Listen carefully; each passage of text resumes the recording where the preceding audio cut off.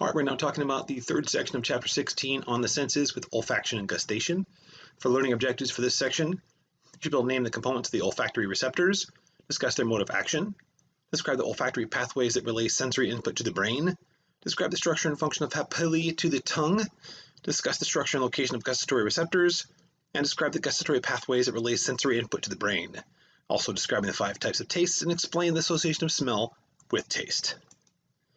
That being said, for the sense of smell with olfaction, it's just the detection of odorants that are dissolved in the air. Odorants are volatile molecules. They're dissolved in the nasal mucus or detected by chemoreceptors, provide information about food, people, and danger. We can distinguish thousands of different odors. The olfactory epithelium is a sensory receptor organ. It's located in the superior region of the nasal cavity and has 3 types of cells. The olfactory receptor cells detect the odors, the supporting cells sustain the receptors, and the basal cells replace olfactory receptor cells every 40 to 60 days. Now with the olfactory epithelium also, rejuvenation and sensitivity of receptors declines with age, as most things do. The lamina propria is the areolar connective tissue layer internal to the olfactory epithelium, and it houses blood vessels, the nerves, and olfactory glands. The olfactory or Bowman glands help form the mucus which cover the olfactory epithelium. These 2 diagrams you will need to know, they will be on your exam. Noting here, first of all, looking at the olfactory epithelium, identifying the olfactory bulb, olfactory tract, the olfactory nerves, receptor cells of the nasal conchae, or conchae, olfactory epithelium, the lamina propria, and the cribriform plate of the ethmoid bone. Also, and looking here a little deeper, looking specifically at that area of the olfactory nerves, right? The olfactory bulb in that area there. Here's the olfactory bulb itself, the mitral cell, okay, the tufted cell, olfactory glomerulus, the cribriform plate, olfactory nerves in cribriform foramen, the lamina propria, the olfactory gland here. Here's your basal cell, supporting cell, and there's an axon, of course, from the olfactory glomerulus, and the cell body, and the dendrite, and the olfactory hairs, and the odor molecules down inside here in the mucus layer, and the olfactory epithelium, of course, where you're going to find the axon, the cell body, dendrite, and the olfactory receptor cell, locations of components of that cell, I should say. As far as the olfactory receptor cells, they're the primary neurons in the sensory pathway for smell. They have a bipolar structure with a single dendrite and an unmyelinated axon. The olfactory hairs are the cilia that project from the receptor cell dendrite. They house the chemoreceptors for a specific odorant, and their perceived smell depends on which cells are stimulated. The olfactory nerves at CN1, the bundles of the olfactory cell axons, they project through the skull's cribriform plate and into the olfactory bulbs. And those olfactory bulbs, they're a pair for the nerve structures and pathways of the olfactory area.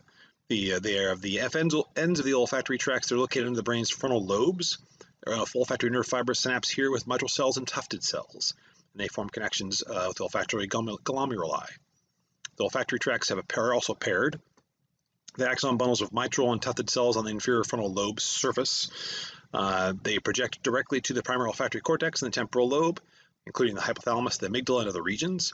They don't project through the thalamus like other sensory pathways do, however. As far as detecting smells, you sniff repeatedly or breathe deeply to do so. The mucus contains odorant binding proteins. The olfactory sensations begin with odorant binds to the protein, and the protein stimulates the receptor cell. It's a rapidly adapting receptor. This G protein in the receptor cell activates adenylate cyclase, which converts ATP to CAMP, which is adenosine monophosphate, right? And then CAMP leads to opening of the ion channels for sodium and calcium depolarization, and the action potentials triggered on the axon conducted to the glomerulus. Now this part is on your exam. The secondary neuron conducts signals to various CNS areas. The cerebral cortex, perceiving and identifying smell there, hypothalamus, which is the visceral reaction to smell, and the amygdala, which is smell recognition and emotional reaction on your exam. Certainly also on your exam is gustation is the sense of taste, detection of tastants. The gustatory cells are chemoreceptors within the taste buds. The papillae is not on the exam here. The papillae of the tongue, the filiform papillae, short and spiked, no taste buds, no role in gustation, help manipulate your food. They're located on the anterior 2/3 of the tongue's surface. The fungiform papillae are mushroom-shaped. They each contain a few taste buds. They're located on the tip and the sides of the tongue. The foliate papillae, or the leaf-like ridges, they're not well developed. They have a few taste buds in early childhood. They're located in the posterior lateral tongue.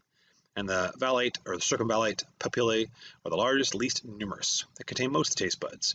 They're located in a row of 10 to 12 along the posterior dorsal tongue surface. This image you will have, you'll have this component of that image on your exam, be able to locate the root of the tongue and the taste buds themselves, the body of the tongue, and then not the papillae though.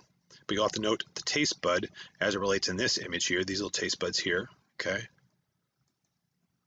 And then here, more close-up image of the taste buds, this will be on your exam. Look at these components here.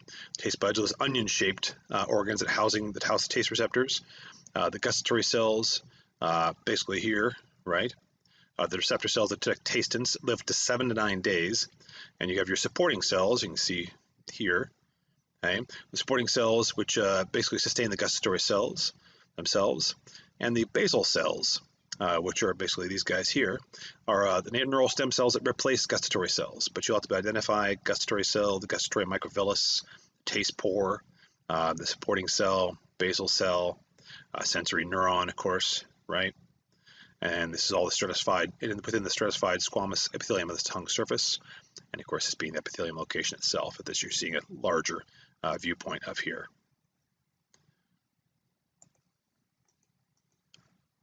For gustatory cells, they are neuroepithelial chemoreceptive cells of the taste buds. The gustatory microvillus is the taste hair, which forms a dendritic ending, and the microvillus often extends through the taste pore to the tongue surface. The tastins, or tasty molecules, right? They dissolve in the saliva, and they stimulate the microvillus. The gustatory pathways, the sensory neurons connect to multiple gustatory cells in the tongue and project to the medulla. In the anterior parts of the tongue, the sensory neurons are part of the facial nerve, CN7. In the posterior 2/3 of the tongue, sensory neurons are part of the glossopharyngeal nerve, CN9. The secondary medullary neurons project to the thalamus, and the tertiary thalamic neurons project to premonitory gustatory cortex in the insula. You will need to know these taste sensations and specific examples of each on your exam. 5 basic taste sensations spread over broad regions of the tongue. Sweet, produced by organic compounds like sugar or artificial sweeteners. Salt, produced by metal ions like sodium and potassium. Sour, associated with acids like vinegar. Bitter, produced by alkaloids like unsweetened chocolate. And umami, taste related to amino acids producing a meaty flavor. Transduction in gustatory cells. For sweet, bitter, and umami, the tastins are molecules. Tastin binds to specific cell membrane receptor. The G protein is activated, causing the formation of the second messenger, and that results in cell depolarization. For salt and sour, the tastins are ions. The tastin depolarizes the cell directly. Depolarized gustatory cell releases neurotransmitters stimulating the primary neuron, either CN7 or CN9. And also with the gustatory pathway, in the sense of taste, the primary neuron, the cranial nerve, brings the signal to the nucleus solitarius within the medulla. The medullary activity triggers salivation and stomach secretions. And nauseating stimuli instead triggers a gag or vomiting reflex. And signal is related to the thalamus in this case, and it's related to the primary gustatory cortex for conscious taste. And taste is integrated with temperature, texture, and especially smell. Food has less taste if olfaction is blocked. You certainly should know in general, of course, that both taste and smell are related. And having a cold certainly relates how things taste. As far as the gustatory pathways, here we have the gustatory cortex, the tertiary neurons, and we have our thalamus, this being this guy here. We have our secondary neurons all through here, the nucleus solitarius, our pons, and medulla oblongata, a glossopharyngeal nerve, and the branch of the facial nerve, CN7. And what basically happens is those primary neurons again extend from the gustatory cells of the tongue, right? And they through the facial and glossopharyngeal nerves, and they synapse in the nucleus solitarius, okay? Of the medulla oblongata. The secondary neurons then extend from the nucleus solitarius. Oops, lost my cursor there. With the medulla oblongata and synapse in the thalamus. And the tertiary neurons there then extend from the thalamus and terminate at the primary gustatory cortex in the insula of the cerebrum. Okay. So what did you learn? What's the role of the mucus in detection of smells? Why do some smells stimulate an emotional reaction? Which papillae of the tongue have taste buds? And what is the basic composition of a taste bud?